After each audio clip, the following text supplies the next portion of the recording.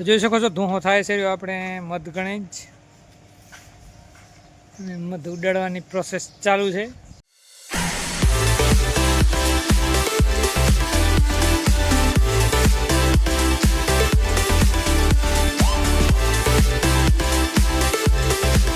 Morning સુપ્રભાત જય ભગવાન મિત્રો, તો સ્વાગત છે તમારો એક બ્રેન્ડ ન્યૂ નવા વ્લોગમાં.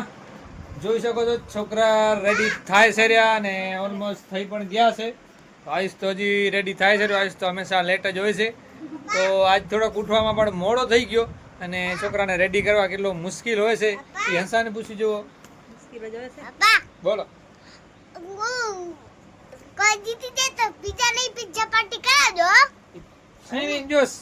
પહેલા રાઉન્ડમાં તો શેની પાર્ટી હશે ને હું નક્કી કરીશ. આસ્તે આસ્તે જેમ રાઉન્ડ વધશે ને એમ બાકી પિઝા સુધી પહોંચશું આપણે. ભલે એક ટાઈમ પિઝા સુધી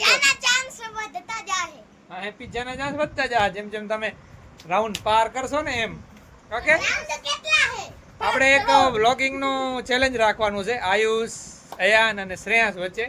એ સારી વ્લોગિંગ કરશે એને ઇનામ આપવામાં આવશે.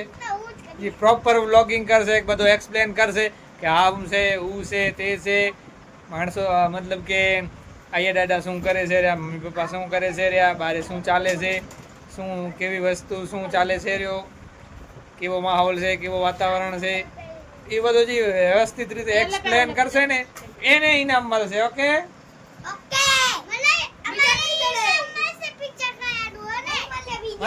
એક સમય આપણે પિઝા સુધી પણ પહોંચશું. બોલો, એ કાક નક્કી કરશું. વાહે તમે હારે અહીં તો પિઝા વગર રે એમાં ક્યાં છો તમે? કાક આપણે અહીંયા નિયમ બનાવશું. બરાબર,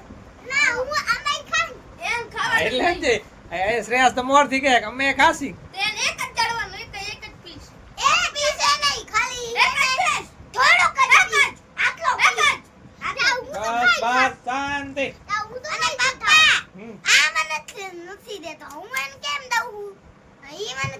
તો કોમેન્ટ કરીને જણાવજો કે તમારા ઘરમાં જો છોકરા હોય તો આવી રીતે જ બાજે છે. કોમેન્ટ કરી દેજો. Big boss pizza.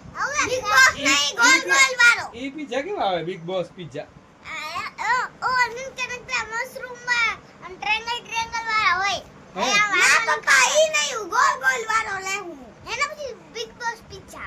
Big boss pizza તમે આજ નામ સાંભળ્યા? એ વરી કેવા હોય?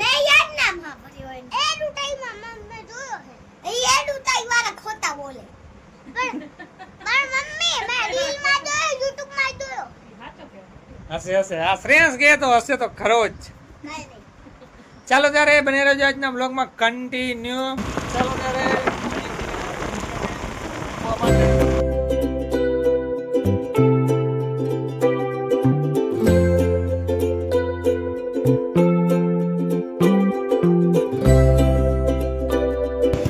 Bye bye. ના તો હંસા સવારના કેરી ઉતારવા મંડી ગઈ છે. જોઈ શકો છો આંબામાં કેરીઓ પણ આવી ગઈ છે. આવી તો ગઈ છે પણ પાકી પણ ગઈ છે ઘણી ખરી.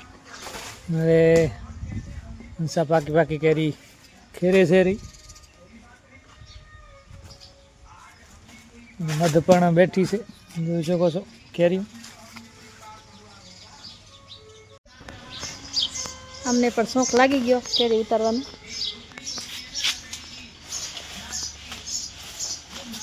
એક કેરી પડી નહીં હજી, હવે પડી.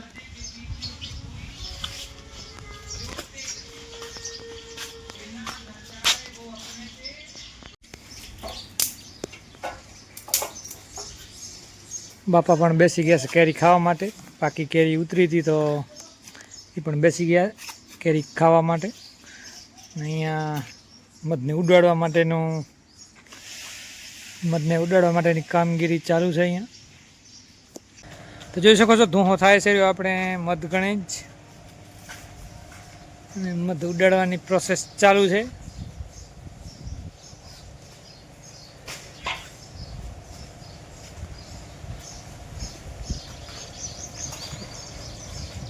ધ્યાન રાખજે હો.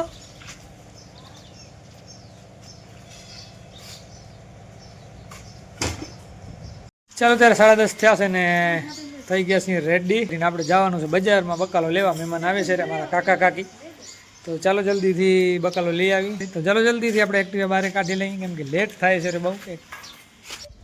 ચાલો તો આપણે પેટ્રોલ પુરાવાનું છે એક્ટિવામાં. આટલો ટાઈમ થોડોક તંગી હતી પેટ્રોલની, પણ હવે જોઈએ એટલો મળી જાય છે. તો આવી ગયા છે બજારમાં અને હંસા બકાલો લે છે લારીમાંથી. જોઈ શકો છો આ ધોઈ ગામની બજાર અમારે. પાછળ ખારકુપડ આવી ગઈ છે. તો છોકરા આવી ગયા છે સ્કૂલથી રિટર્ન અને ભૂખ લાગી ગઈ છે, તો બેસી ગયા છે નાસ્તો કરવા માટે.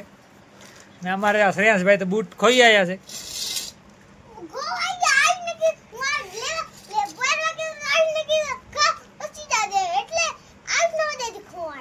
કા ભાઈ આઈસ તારા વજેથી બૂટાના ખોવાઈ ગયા હવે.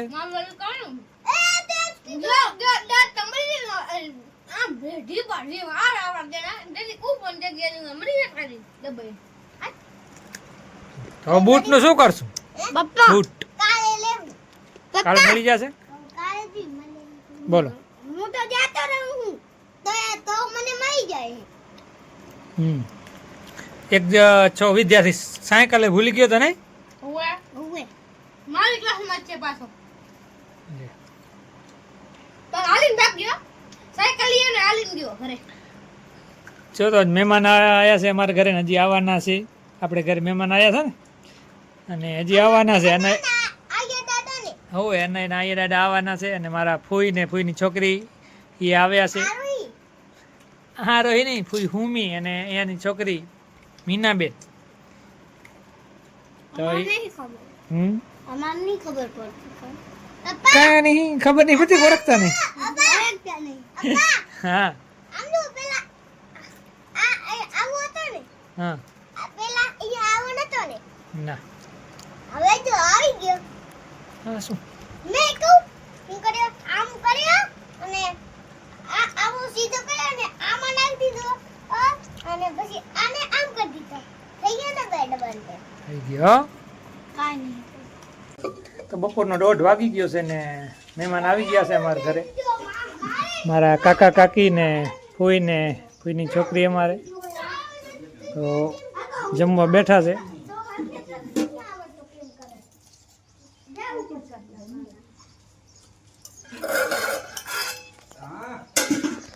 અમારે ફૂઈ છે ને આ મીનાબેન અમારે માં દીકરી. મારા કાકા કાકીનો તો તમે જોયો હતો જીવતો જગતિયો, આપણે વ્લોગ પણ બનાવ્યો હતો. તો મારા કાકા કાકાની જ વાત જોતા હતા રહ્યા. મારા ફૂઈને તો વહેલા આવી ગયા હતા, તો રાહ જોતા હતા ને આવી ગયા. જમવા બેસાડી દીધા છે બધાને. આ જોવો છો અહીંયા આયા દાદા બેસી ગયા હે અને અહીંયા વાતું કરે હે રહ્યા. પપ્પા બેઠા હે ને અહીંયા ચાચુનું નખ કપાવે હે રહી મમ્મી ને અહીંયા આયુષ બેઠો હે ને અહીંયા લાઈટ આવી ગઈ હે.